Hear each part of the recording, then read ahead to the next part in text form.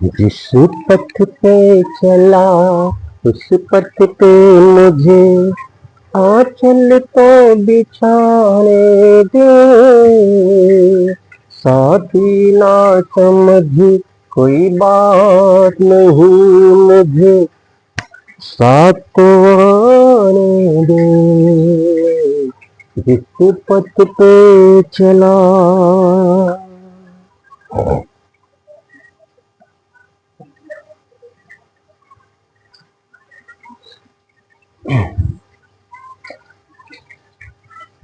Hello students, welcome to the my YouTube channel math and English का खेल।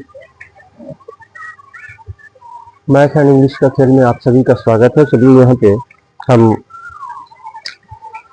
कल हमने पढ़ा था प्रेजेंट इंडेफिनिट टेंस यानी सिंपल प्रेजेंट टेंस, और आज हम पढ़ेंगे present continuous tense.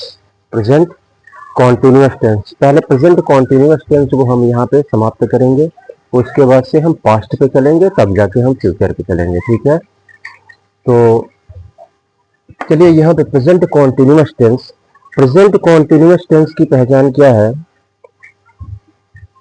Present continuous tense की पहचान क्या है? तो प्रेजेंट कॉन्टिन्यूअस टेंस की कैसे हम पहचान करेंगे कि कोई सेंटेंस जो है प्रेजेंट कॉन्टिन्यूअस टेंस है?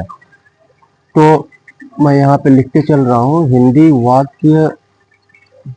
वाक्य के अंत में रहा है, रही है, रहा हूँ, रहे हैं इत्यादि आता है।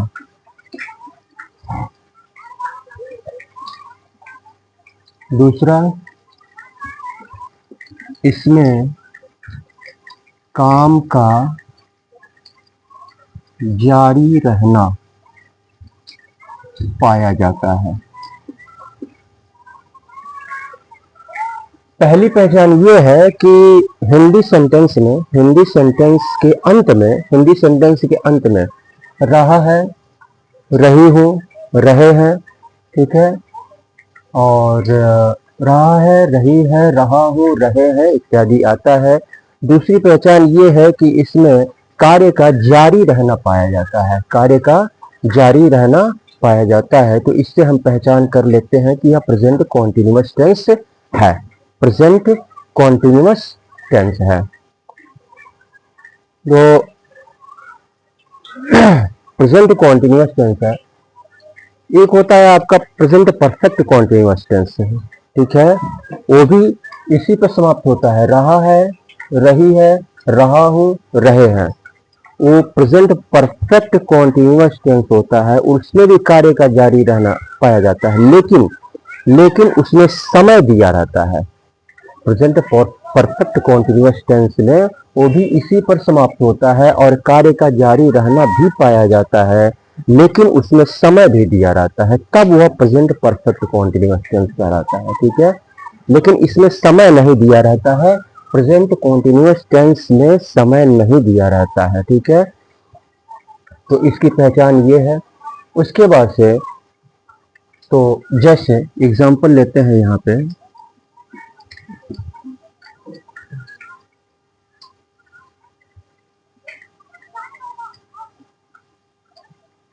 Mohan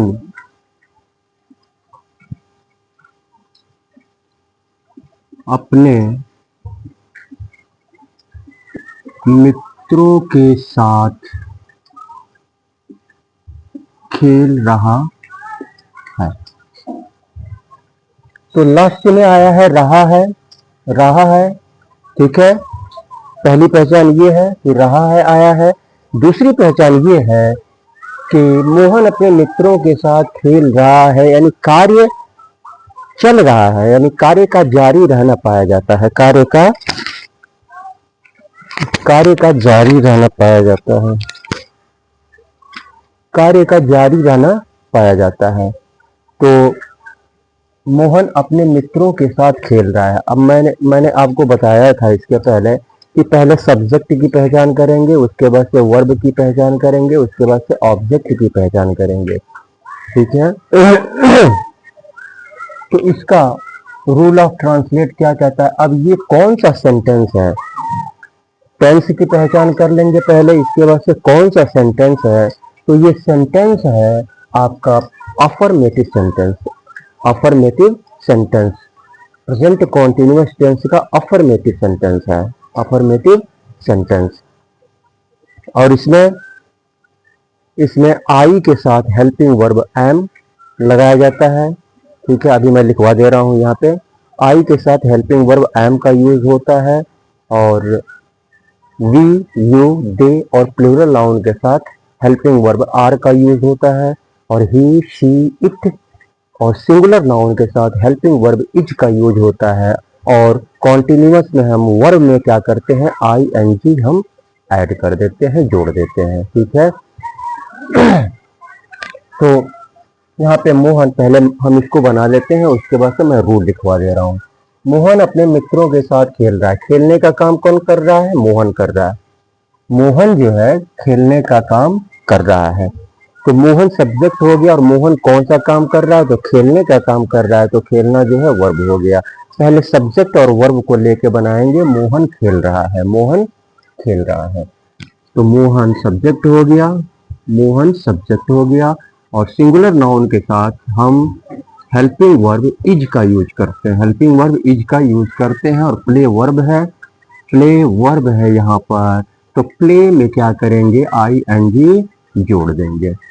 Mohan is playing, Mohan is playing. तो मोहन खेल रहा है, किसके साथ खेल रहा है? प्रश्न करिए आप कि किसके साथ खेल रहा है। तो आंसर निकल के आएगा अपने मित्रों के साथ। तो के साथ की अंग्रेजी क्या होती है? विथ होता है।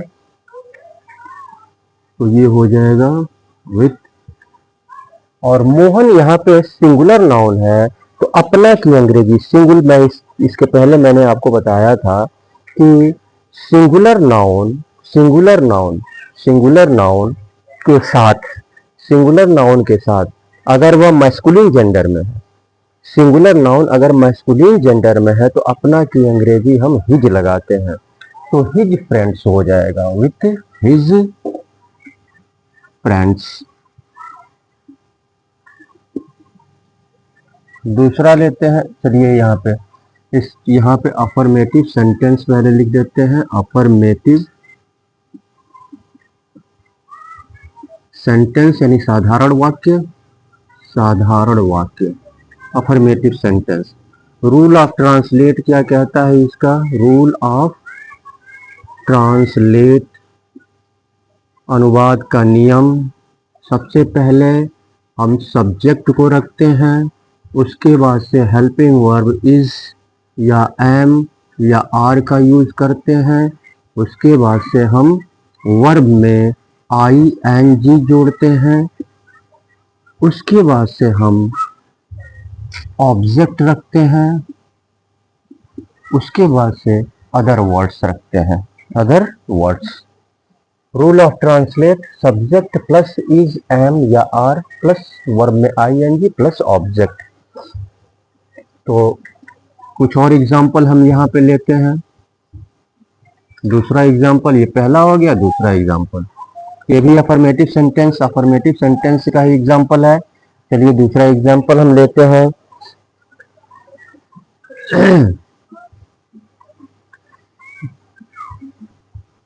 रेखा की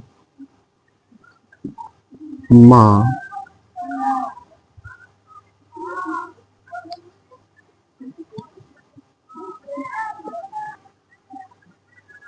रेखा की माँ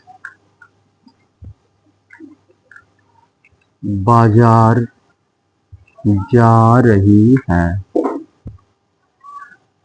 रेखा की माँ बाजार जा रही है। तो रही है, आया है, ठीक है, और कार्य का जारी रहना पाया जा रहा है। तो ये प्रेजेंट कॉन्टिन्यूअस टेंस हो गया, अफर्मेटिव सेंटेंस है। अफर्मेटिव सेंटेंस क्यों है? अफर्मेटिव सेंटेंस क्यों है? जिस सेंटेंस में हमने बताया भी था कि जिस सेंटेंस में निगेटिव वर्ड और इंट्रोगेटिव वर्ड नहीं आता है, निगेटिव वर्ड यानी नहीं और इंट्रोगेटिव वर्ड क्या, क्यों, कब, कैसे, कहाँ, कौन, ये नहीं आता है, तो वो जो है सेंटेंस अफर्मेटिव सेंटेंस होता है। ठीक है, तो यहाँ पे जाने का काम कौन कर रही है, तो रेखा की माँ कर रही है।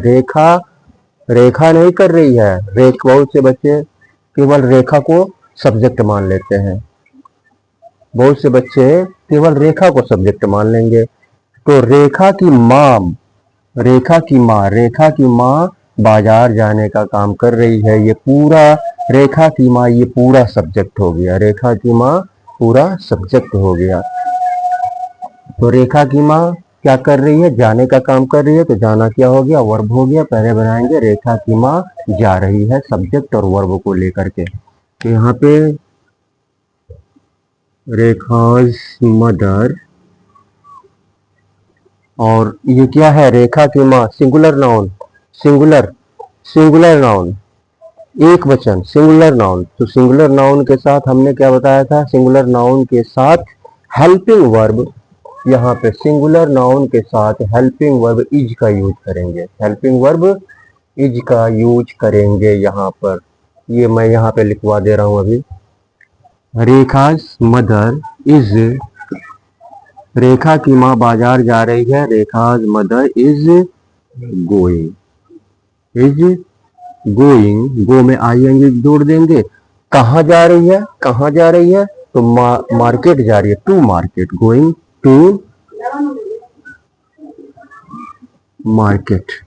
ठीक है, यहाँ पे मैं लिख दे रहा हूँ आई के साथ हेल्पिंग वर्ब, आई के साथ हेल्पिंग वर्ब एम का यूज करते हैं। वी, यू, दे और प्लूरल नाउन के साथ हेल्पिंग वर्ब आर का यूज करते हैं। और ही, शी, इट और सिंगुलर नाउन के साथ हेल्पिंग वर्ब इज का यूज करते हैं।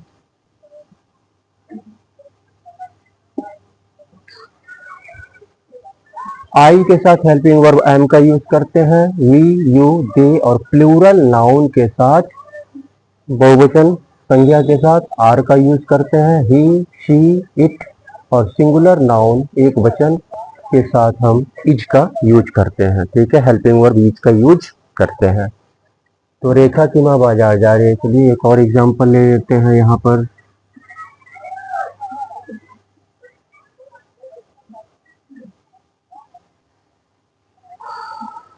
चिड़िया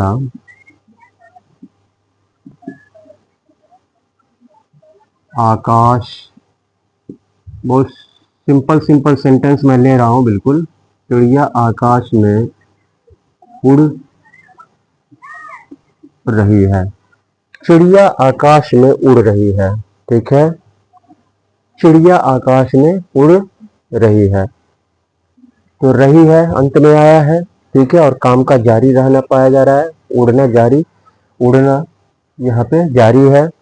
तो ये प्रेजेंट कॉन्टिन्यूअस टेंस हो गया और अफर्मेटिव सेंटेंस है। तो पहले हम सब्जेक्ट और वर्ब को लेकर बनाएंगे। तो वर्ब क्या है, उड़ना, उड़ने का काम कौन कर रही है, यहाँ पे चिड़िया कर रही है, तो चिड़िया सब्जेक्ट हो गया। चिड़िया कौन सा काम कर रही है, तो उड़ने का काम कर रही है, तो उड़ना आपका वर्ब हो गया। तो पहले बनाएंगे चिड़िया उड़ रही है, सब्जेक्ट और वर्ब को लेकर के। तो द बर्ड हो जाएगा यहाँ पे, बर्ड द बर्ड, एक बर्ड की बात हो रही है तो इज का यूज होगा, सिंगुलर, इज फ्लाइंग, फ्लाई में आईएनजी यानी कॉन्टिन्यूअस में आईएनजी हम वर्ब में जोड़ देते हैं। ठीक है, द बर्ड इज फ्लाइंग, चिड़िया उड़ रही है, इतना बन गया, चिड़िया उड़ रही है। कहाँ पे उड़ रही है, तो आकाश में यानी आसमान में उड़ रही है। तो in the sky, in the sky.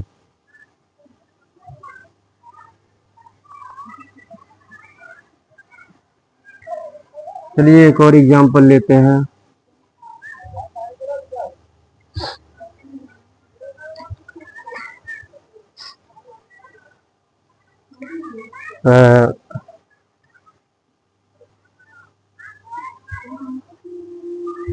मैं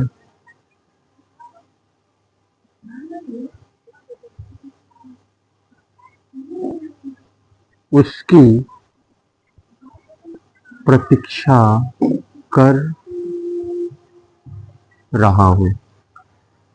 मैं उसकी प्रतीक्षा कर रहा हूं, मैं उसकी प्रतीक्षा कर रहा हूं।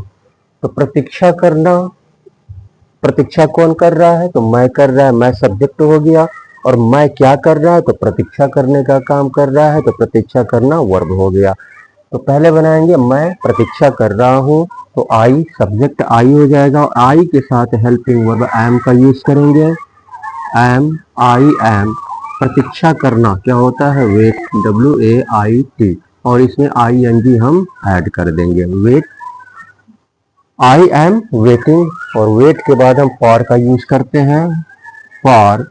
अब यहाँ पे उसकी से यह पता नहीं चलता कि यह किसी फीमेल के लिए आया है कि मेल के लिए आया है, ठीक है। तो यहाँ पे हम हिज का भी यूज कर सकते हैं, female. I am waiting for, यानी यहाँ पे हिम का भी यूज कर सकते हैं या हर का भी यूज हम यहाँ पे कर सकते हैं, ठीक है। तो आई एम वेटिंग फॉर, चलिए हर कर देते हैं, वेटिंग फॉर हर, मैं उसकी प्रतीक्षा कर रहा हूँ। आई एम वेटिंग फॉर हर, मैं उसकी प्रतीक्षा कर रहा हूँ। वेटिंग हिम भी हो सकता है, वेटिंग फॉर हिम। तो ये अफर्मेटिव सेंटेंस हो गया। चलिए इसके बाद से हम निगेटिव सेंटेंस को ट्रांसलेट करते हैं।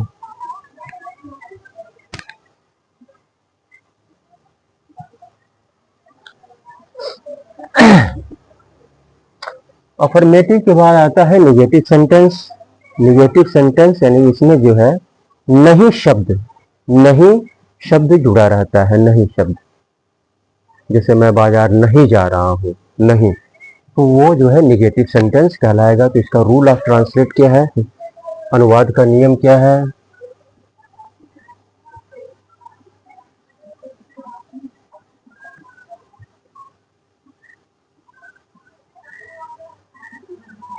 Subject plus is, am, are plus not plus verb में ING प्लस ऑब्जेक्ट।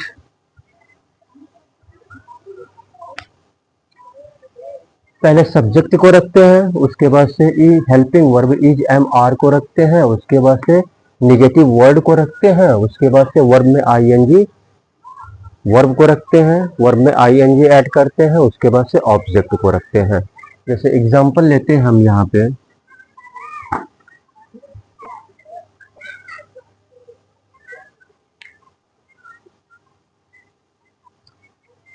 बिल्ली चूहे का पीछा नहीं कर रही है।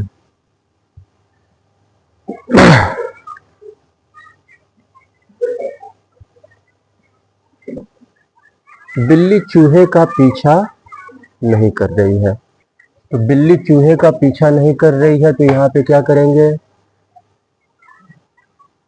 बिल्ली चूहे का पीछा नहीं कर रही है, तो पहले बनाएंगे बिल्ली जो है पीछा नहीं कर रही है। बिल्ली सब्जेक्ट हो गया, यहाँ पे बिल्ली क्या हो गया? सब्जेक्ट हो गया। उसके बाद से पीछा करना वर्ब हो गया और इसके साथ नहीं जुड़ा हुआ है। तो पहले सब्जेक्ट को रखते हैं, उसके बाद सब्जेक्ट के अनुसार इज, एम, आर का यूज करते हैं, उसके बाद से नॉट का यूज करते हैं, उसके बाद से वर्ब, उसके बाद ऑब्जेक्ट। तो यहाँ पे द कैट हो जाएगा, द कैट। और कैट यहाँ पे एक बिल्ली की बात हो रही है, तो ये सिंगुलर नाउन है। एक बिल्ली की बात हो रही है तो ये सिंगुलर नाउन है, तो यहाँ पे इज होगा, इज, द कैट इज। और रन आफ्टर मीन्स होता है पीछा करना, रन आफ्टर मीन्स पीछा करना, चेज मीन्स भी पीछा करना होता है, ठीक है। तो अगर हम रन आफ्टर लगाते हैं तो ये हो जाएगा रनिंग, और रन आफ्टर के बीच में हम ये चूहे को रख देंगे, ठीक है। रन आफ्टर मीन्स पीछा करना, तो रन आफ्टर के बीच में हम इसको ऑब्जेक्ट को हम यहाँ पे रख देंगे, तो ये हो जाएगा the mouse after the cat is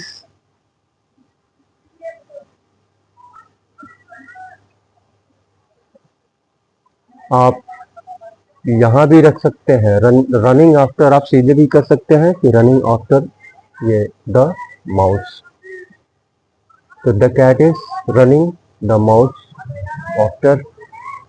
और दूसरा एग्जांपल हम लेते हैं यहाँ पे, सेकंड एग्जांपल,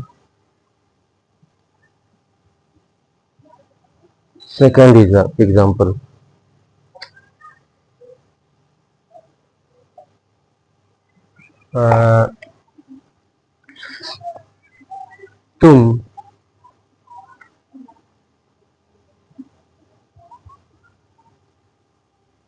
मेरे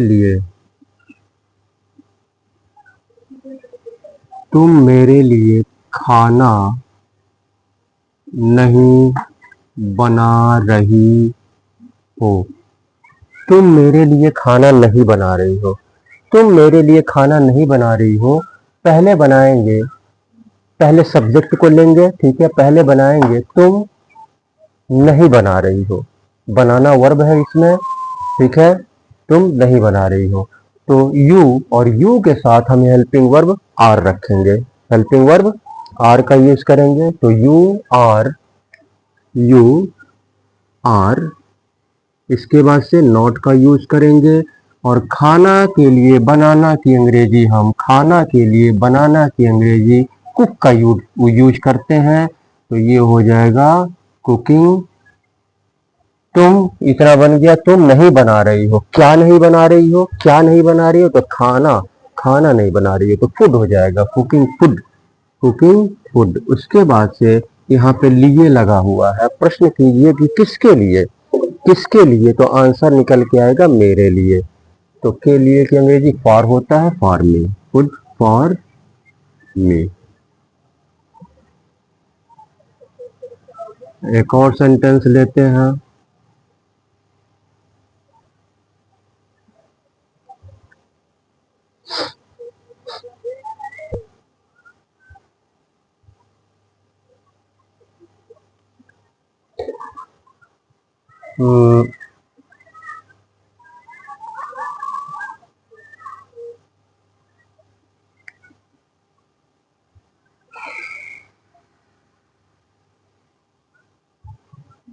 पृथ्वी चंद्रमा सूर्य का चक्कर नहीं लगा रहा है। चंद्रमा सूर्य का चक्कर नहीं लगा रहा है, यानी सूर्य के चारों तरफ नहीं घूम रहा है, तो यहाँ पे चक्कर नहीं लगा रहा है, कौन चक्कर नहीं लगा रहा है, तो चंद्रमा, तो चंद्रमा क्या हो गया, यहाँ पे चंद्रमा आपका सब्जेक्ट हो गया, और चक्कर लगाना जो है आपका वर्ब हो गया, चक्कर लगाना आपका वर्ब हो गया, तो यहाँ पे द मून हो जाएगा, द मून, आर्टिकल द का यूज करेंगे, the moon,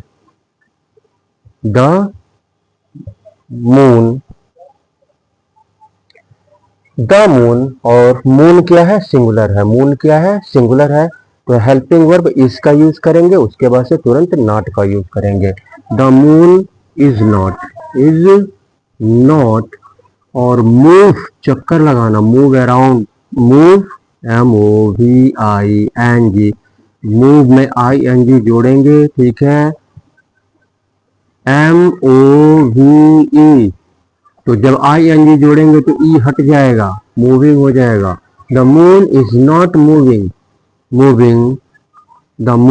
not moving around the सन,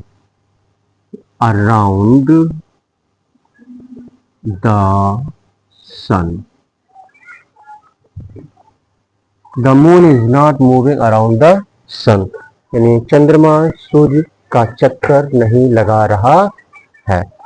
चलिए इसके बाद से इंटरोगेटिव सेंटेंस को हम यहाँ पर करते हैं, नीचे जगह है।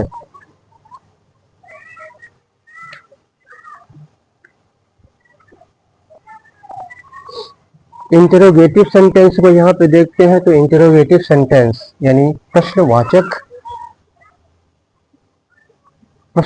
वाक्य इंटरोगेटिव सेंटेंस। तो यहाँ पे मैं लिख दे रहा हूं कि यदि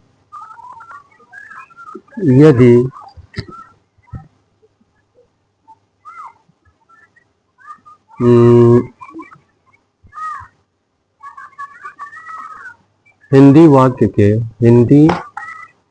वाक्य के शुरू में क्या शब्द आता है तो रूल ऑफ ट्रांसलेट, तो सबसे पहले इज या एम या are plus subject plus verb में आईएनजी प्लस ऑब्जेक्ट।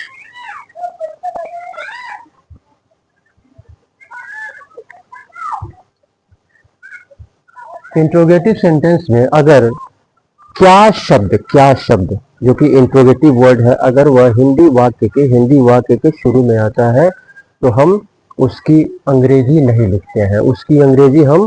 लिखते हैं, बल्कि सब्जेक्ट के अनुसार हम हेल्पिंग वर्ब इज, एम या आर का यूज हम यहाँ पे करते हैं। ठीक है, एग्जाम्पल लेते हैं यहाँ पे। जैसे फॉर एग्जाम्पल 1,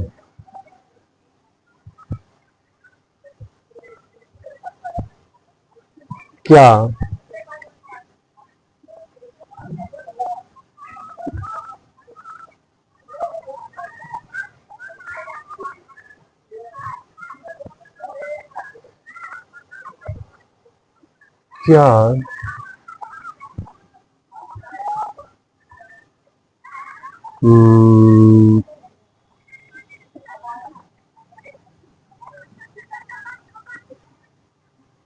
सैनिक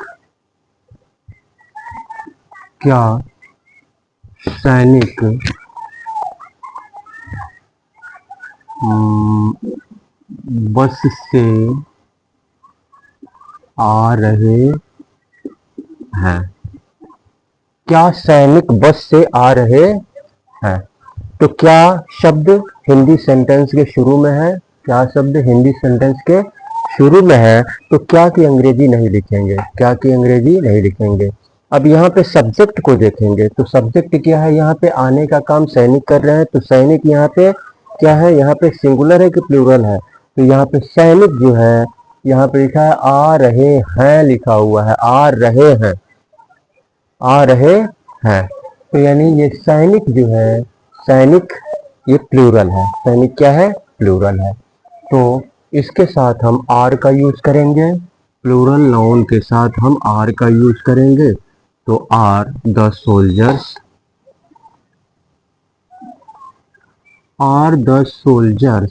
क्या सैनिक आ रहे हैं? Coming, are the soldiers, come में आईएनजी जोड़ेंगे। Are the soldiers coming by bus से, बस एक साधन है, बाई लगाएंगे, बाई बस। दूसरा एग्जाम्पल लेते हैं। क्या तुम्हारा भाई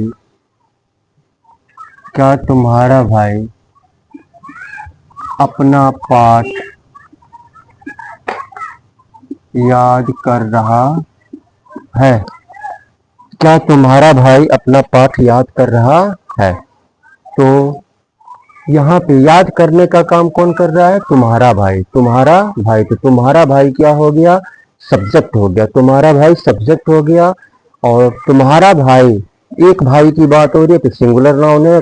और सिंगुलर नाउन के साथ हम हेल्पिंग वर्ब इज का यूज करते हैं। तो सबसे पहले हम इज लगाएंगे, तो ये क्या की अंग्रेजी हो जाएगी। ठीक है, तो is your brother, is your brother, क्या तुम्हारा भाई। याद करना क्या है? वर्ब है। ठीक है, तो ये लर्न हो जाएगा। लर्न में आई एन जी हम जोड़ देंगे। इज योर ब्रदर लर्निंग, क्या तुम्हारा भाई याद कर रहा है। प्रश्न कीजिए कि क्या क्या याद कर रहा है, तो आंसर निकल के आएगा अपना पाठ, अपना पाठ। यहाँ पे एक भाई के विषय में बात हो रही है। भाई के विषय में, यानी मैस्कुलिन जेंडर है, तो उसके लिए अपना की अंग्रेजी, इसके पहले मैंने अपना की अंग्रेजी मैंने बताया था। आई के साथ माई, वी के साथ आवर, ठीक है, यू के साथ योर, दे के साथ देयर। ठीक है, ये हमने बताया था। ठीक है, तो इज योर ब्रदर लर्निंग, तो हिज यहाँ पे अपना की अंग्रेजी हो जाएगा is your brother, is your brother learning, क्या याद कर रहा है? अपना पाठ। तो मैस्कुलिन जेंडर है, मैस्कुलिन जेंडर और सिंगुलर नाउन, तो इसके साथ हम अपना की अंग्रेजी हिज का यूज करेंगे। His lesson, his lesson. और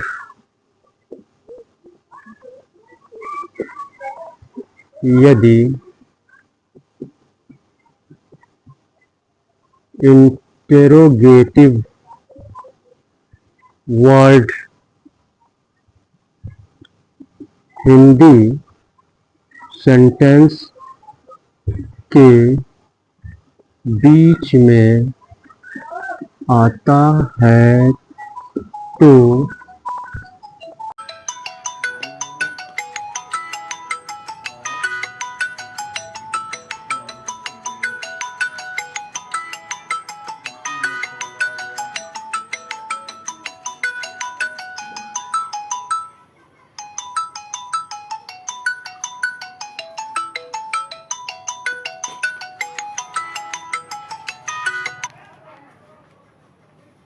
और यदि इंटरोगेटिव वर्ड हिंदी वाक्य के बीच में आता है तो रूल ऑफ ट्रांसलेट क्या है?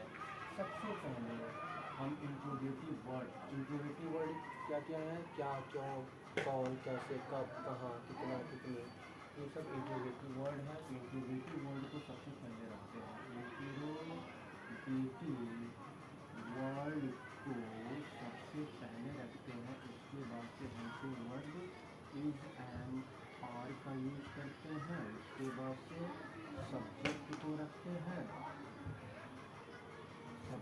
रखते हैं, उसके बाद से हम वर्ब में आई एन जी जोड़ते हैं। उसके बाद से ऑब्जेक्ट को रखते हैं। सबसे पहले इंट्रोगेटिव वर्ड को रखते हैं, उसके बाद से हेल्पिंग वर्ड को रखते हैं, उसके बाद से सब्जेक्ट को रखते हैं, उसके बाद से वर्ब, उसके बाद से ऑब्जेक्ट को रखते हैं। चलिए यहाँ पे एग्जांपल ले लेते हैं।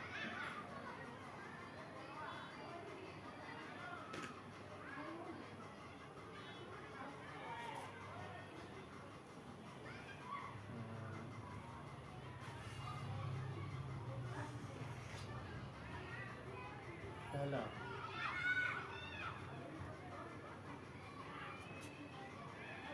मरीज दवा क्यों नहीं खा रहा है? मरीज दवा क्यों नहीं खा रहा है? तो इंटरोगेटिव वर्ड हिंदी सेंटेंस के बीच में आया है तो क्यों की अंग्रेजी हम सबसे पहले लिखेंगे वाई। इसके बाद से हम सब्जेक्ट को देखेंगे तो सब्जेक्ट क्या है? यहाँ पे मरीज है, एक मरीज की बात हो रही है, सिंगुलर नाउन है तो ईच का यूज करेंगे। वाई ईच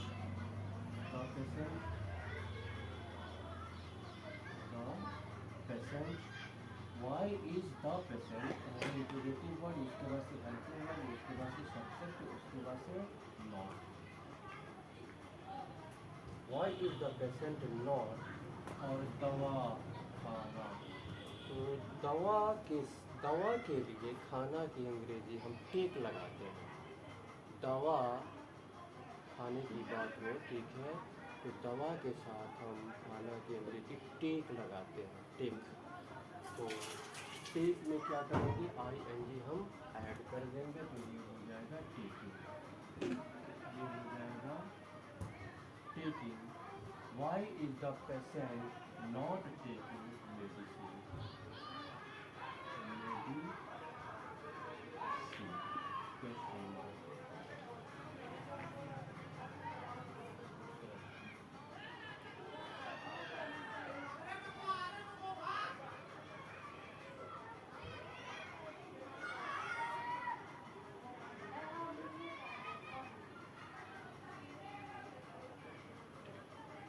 इसके बाद दूसरा हम लेते हैं कि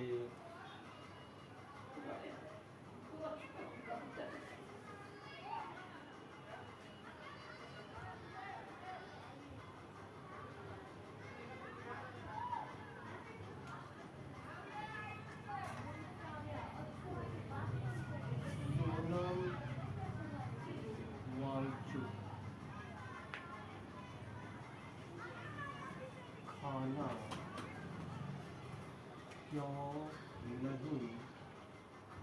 नहीं खा रहे हैं। सोनम वांगचुक खाना क्यों नहीं खा रहे हैं।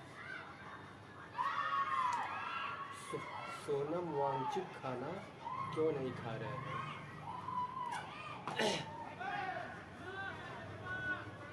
तो यहाँ पे सोनम वांगचुक क्या है, सोनम वांगचुक जो है सब्जेक्ट है, सोनम वांगचुक सब्जेक्ट है। तो सोनम वांगचुक यहाँ पे इंट्रोगेटिव वर्ड्स बीच में है, इसकी अंग्रेजी सबसे पहले हम यहाँ पे और सोनम वांगचुक एक व्यक्ति की बात हो रही है, तो यहाँ पे सिंगुलर, तो यहाँ पे हेल्पिंग, तो ये सिंगुलर नाउन है, और सिंगुलर नाउन के साथ हम हेल्पिंग वर्ब इच का यूज करेंगे। Why is Sonam Wangchuk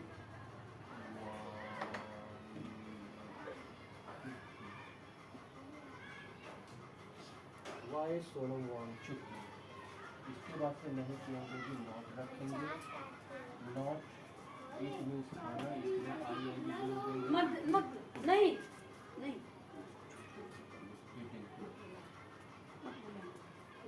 Y is Sonam Wangchuk not eating food, ठीक है। तो ये इंटरोगेटिव सेंटेंस हो गया। इसके बाद से आते हैं इंटरोगेटिव नेगेटिव सेंटेंस के।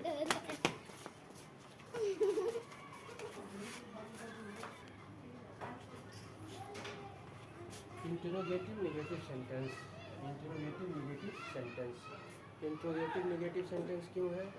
इंटरोगेटिव वर्ड यानी ऐसा सेंटेंस जिसमें इंटरोगेटिव वर्ड यानी प्रश्न सूचक शब्द और नेगेटिव शब्द यानी नहीं, ये दोनों आते हैं, दोनों आते हैं, तो ये इंटरोगेटिव नेगेटिव सेंटेंस कहलाते हैं।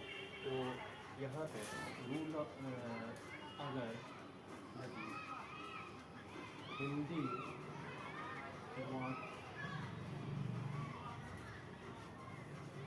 के शुरू में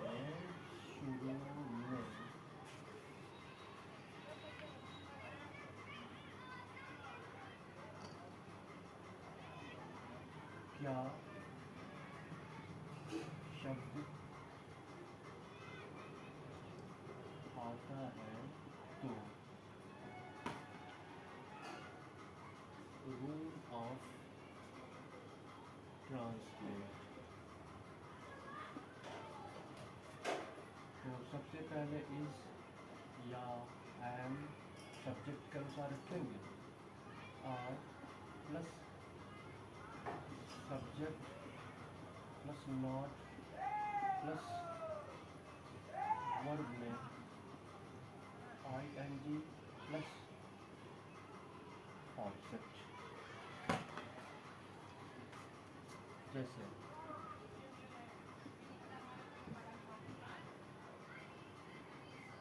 क्या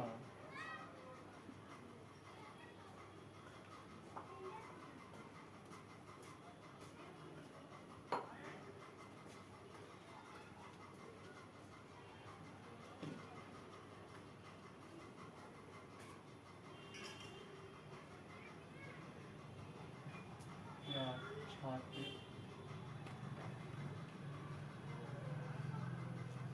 क्या छात्र दुकान से पुस्तक नहीं खरीद रहा है? क्या छात्र दुकान से पुस्तक नहीं खरीद रहा है? क्या शुरू में है तो क्या की अंग्रेजी हम नहीं लिखते हैं, बल्कि सब्जेक्ट के अनुसार हम हेल्पिंग वर्ब करते हैं। तो यहाँ पे सब्जेक्ट क्या है? छात्र है, और खरीदना क्या है? वर्ब है। तो छात्र दुकान से पुस्तक नहीं खरीद रहा है, एक छात्र की बात हो रही है, रहा है। ठीक है, तो एक छात्र की बात हो रही है, फिर एक छात्र सिंगुलर नाउन हो गया। तो सिंगुलर नाउन के साथ हेल्पिंग वर्ब इज का यूज़ हम करते हैं। Is the student, is the student, is the student, इसके बाद से नॉट लगाएंगे, इसके बाद से वर्ब खरीदना, क्या हो जाएगा? बाई आगे जोड़ देंगे। Is the student not buying, इतना हो गया। क्या छात्र नहीं खरीद रहा है? क्या छात्र नहीं खरीद रहा है? इतना हो गया। अब क्या चीज नहीं खरीद रहा है? तीन गरम कर देंगे, आंसर निकल के आ रहा है वही कि पन्नियाँ पुस्तक गरम कर नहीं देंगे। खरीद रहा है। तो is the student not buying, is the student not buying, is the student not buying a book, a book? कहाँ से नहीं खरीद रहा है? तो दुकान से, तो from the shop, from the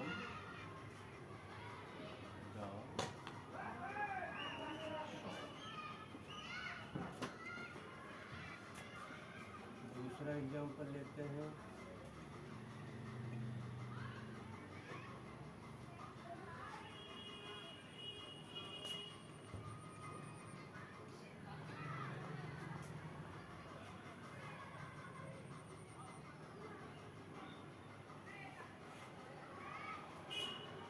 क्या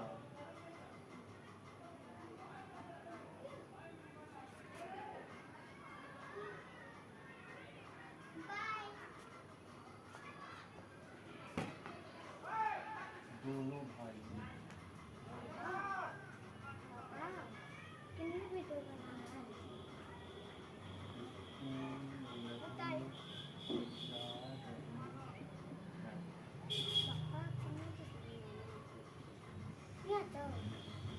पापा तब डिटेल देनी चाहिए, मम्मा बोल रही।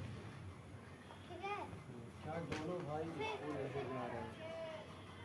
पापा, फिर बताएं तब वीडियो मत देखने दीजिए, फिर चलिएगा फिर खरीदने। ठीक है? क्या दोनों भाई स्कूल नहीं जा रहे हैं? तो यहाँ पे क्या शब्द हिंदी सेंटेंस के शुरू में आया है? शुरू में आया है तो क्या की अंग्रेजी नहीं लिखेंगे। यहाँ पे दोनों भाई की बात हो रही है, स्कूल नहीं जा रहे, दो भाइयों की बात हो रही है। तो दो भाई हैं, तो यहाँ पे ये जो है, यहाँ पे इसके अनुसार दोनों भाइयों के अनुसार ये प्लूरल नाउन हो गया ना, दोनों भाई। तो इसके लिए हम आर का यूज, हेल्पिंग वर्ब आर का यूज सबसे पहले यहाँ पे करेंगे। Are both brothers not, subject के बाद नॉट का यूज़ करते हैं। उसके बाद से वर्ब का यूज़ करेंगे, जाना, और जाना में आई एन जी, गो में आई एन जी हम जोड़ देंगे। क्या दोनों भाई नहीं जा रहे हैं? इतना बन गया। क्या दोनों भाई नहीं जा रहे हैं? तो कहाँ नहीं जा रहे हैं? कहाँ नहीं जा रहे हैं? तो आंसर निकल के आ रहा है कि स्कूल नहीं जा रहे हैं। तो गोइंग के बाद हम टू लगा देंगे, टू मार्क, टू स्कूल,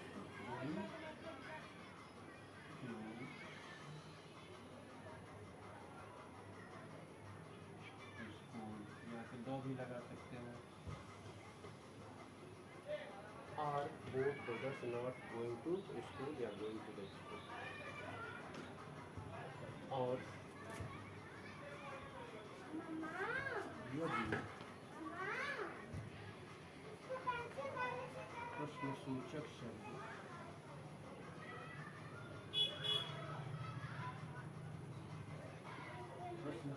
शब्द हिंदी वाक्य के बीच में आता है तो रूल ऑफ ट्रांसलेट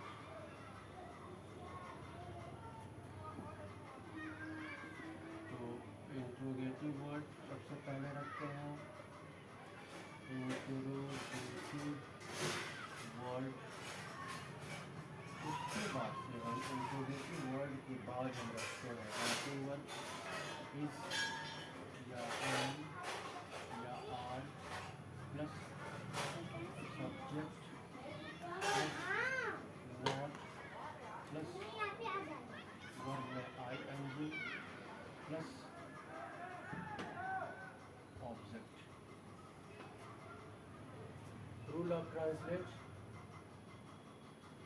अगर इंट्रोगेटिव वर्ड यानी प्रश्न सूचक शब्द हिंदी वाक्य के बीच में आता है तो रूल ऑफ ट्रांसलेट क्या है? सबसे पहले हम प्रश्न सूचक शब्द को रखते हैं, उसके बाद से हेल्पिंग वर्ब को रखते हैं, उसके बाद सब्जेक्ट, उसके बाद से नॉट नहीं अंग्रेजी नॉट, उसके बाद से वर्ब, उसके बाद से ऑब्जेक्ट को रखते हैं। जैसे एग्जांपल लेते हैं यहाँ पे, दुकान जैसे कितने खिलाड़ी मैदान में लगे खेल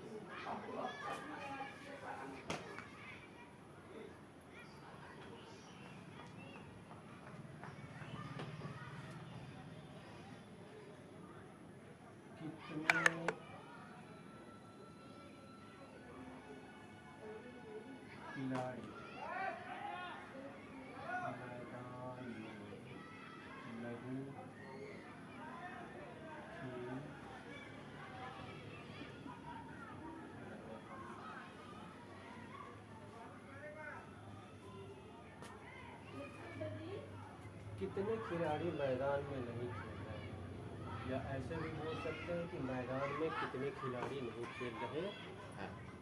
मैदान में कितने खिलाड़ी नहीं खेल रहे हैं या कितने खिलाड़ी मैदान में नहीं खेल रहे हैं। तो कितना कितनी के साथ जो नाउन लगा रहता है उसको हम ले करके चलते हैं, ठीक है। नाउन जो लगा रहता है कितना कितनी के साथ, तो नाउन को हम साथ में ले करके चलते हैं। तो एक तो कितना कितनी की अंग्रेजी क्या होता है? हाउ मेनी और हाउ मच। हाउ मेनी और हाउ मच। तो हाउ मेनी जो है काउंटेबल नाउन के साथ लगता है।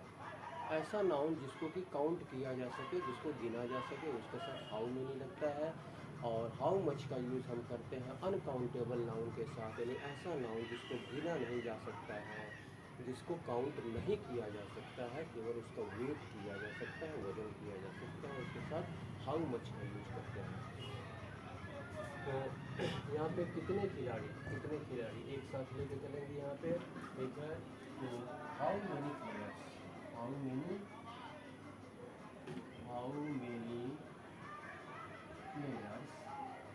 How many players.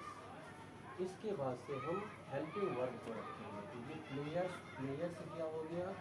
Players, how many players. Players जो है प्लूरल नाउन हो गया, तो यहाँ पे आर का यूज